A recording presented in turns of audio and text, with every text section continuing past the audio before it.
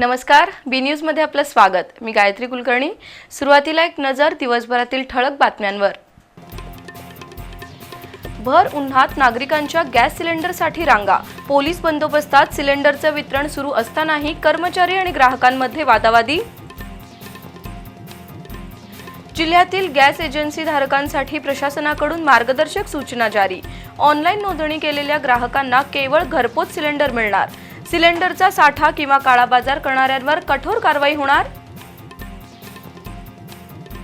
शासकीय धान्य वाहतूक करणारा ट्रक आणि मोटरसायकल यांच्यात कागलजवळ झाला अपघात। केरळमधील 27 वर्षाच्या तरुणाचा जागीच मृत्यू।